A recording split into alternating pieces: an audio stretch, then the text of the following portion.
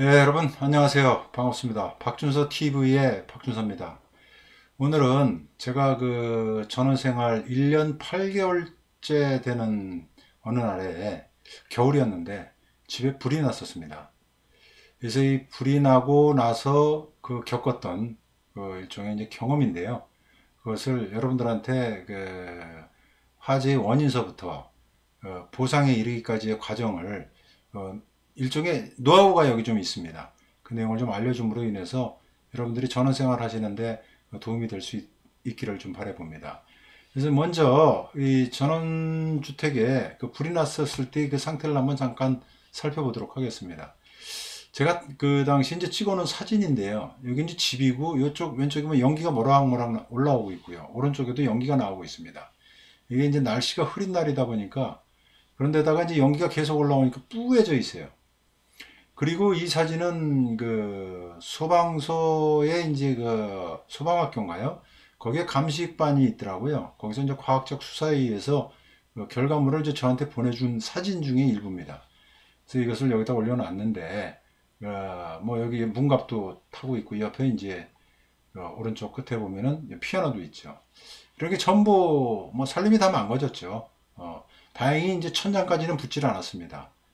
뭐 이게 이제 화재 현장인데 그 이 소방서의 원인 조사 결과가 뭐라고 나왔냐면은 이제 이 원인이 굉장히 중요합니다. 그래서 경찰서에서 와서 또 수사도 다 합니다. 수사를 해서 이게 방화냐 아니냐 뭐 이런까지 다 하는데 이 불행 중 다행인지 모르지만 저에 대한 그 수사 결과가 전열기구의 자연 발화로 확정이 돼서 저한테 통보가 됐었습니다. 저도 전열기구에서 불이 난 건 알지만 이게 왜 불이 났냐 이거 입증을 제가 할 수가 없잖아요. 그런데 수사팀에서 다행히 이게 그 기구에서 수로 발화가 됐는데 왜 발화가 됐는지는 뭐 그 자체에 이제 그 불량이었겠죠. 불량이었다고 이제 보여지는 건데 문제는 그런데 제가 전원 코드를 빼놓지 않고 나갔었다. 그래서 전원 코드를 꽂아놨다고 해서 불이 난다는 것은 말이 안 되잖아요.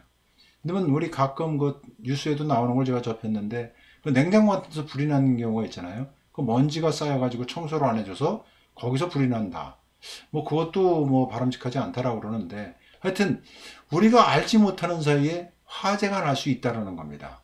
그래서 일반적으로 그 화재 발생의 그 불찰이 뭐냐면은 지금 말씀드린 전열기 끄는 습관이 좀 안 돼 있습니다. 코드를 완전히 빼놔야 되는데 그 빼놓지 않고 뭐 제품의 불량으로 인해서 그거 어떻게 방법이 없잖아요, 저희 같은 경우에. 그런데 이런 게 습관이 안 될 수밖에 없는 게 전원 생활하는 분들의 대부분은 노후에 은퇴하고 전원 생활을 하게 됩니다. 그러니까 자꾸 깜빡깜빡해요. 저도 이거 빼놓고 다녀야지 꺼야지 뭐 한다고 하면서도 잊어버립니다. 우리 요즘 그 주방기구도 인덕션 많이 쓰잖아요.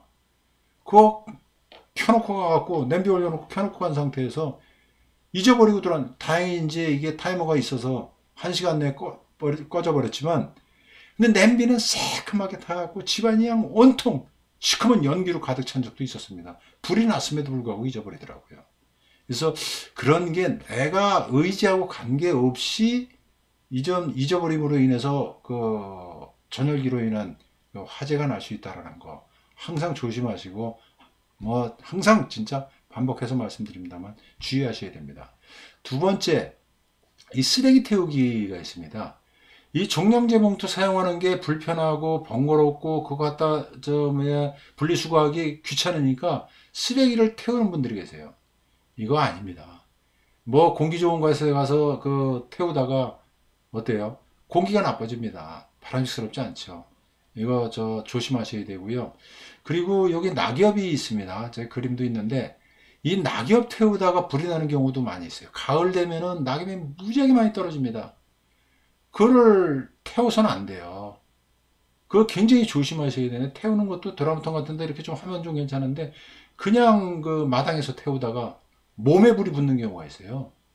제 아는 지인이 그래가지고 화상을 크게 입었던데 굉장히 조심하셔야 됩니다. 그래서 여하튼 불은 태우는 게 아니에요. 정상적으로 다 버리고 낙엽은 비료로 쓸 수 있게끔 그냥 버리시면 되는 거예요. 그런 부분 조심하시고, 뭐 논밭 뚝뚝 태우는 분들도 계시는데 뭐 이런 거 조심하셔야 된다는 거. 그리고 담배꽁초 습관적으로 아무 데다 버리다 보면 그게 발화가 되는 경우가 있습니다. 일단 일반적인 불찰 이거 조심하셔야 된다는 말씀 드리고요. 근데 만에 하나, 진짜 만에 하나 화재가 났어요. 근데 하지 말아야 될 게 있습니다. 무슨 얘기냐? 진압 노력 하지 마십시오. 예? 불을 끄지 말라고요? 예, 위험합니다. 불 끄는 거 정말 위험해요.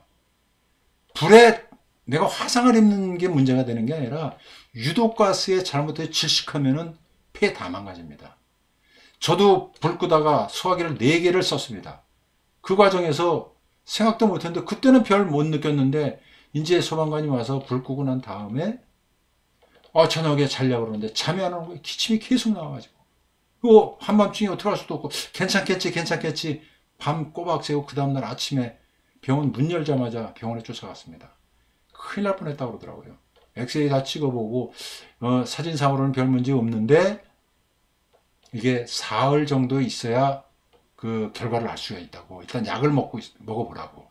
그러는 과정에서 폐 이상을 느끼게 되면 바로 병원으로 오라는 이런 얘기를 듣고 제가 사흘간 노심초사하고 지낸 적이 있었습니다. 다행히 저는 그냥 치료가 되고 큰 문제가 없이 지났습니다만 유독가스 흡입을 하면 폐 다 망가진다는 거. 그래서 화재 진압하면 안 된다는 거. 이거 반드시 인지하고 계시고요. 그리고 화재가 진압됐다. 해야 할 일이 있습니다. 이거는 보상하고 직결이 되어 있습니다. 뭐냐면 제가 사진 한 2카트 올려놨는데 뭐 예를 들면 TV 이거 못 쓰잖아요. 아니 TV가 아니라 이거 죄송합니다. 이거 뭐죠? 피아노. 그 다음에 저쪽에 저기 소파.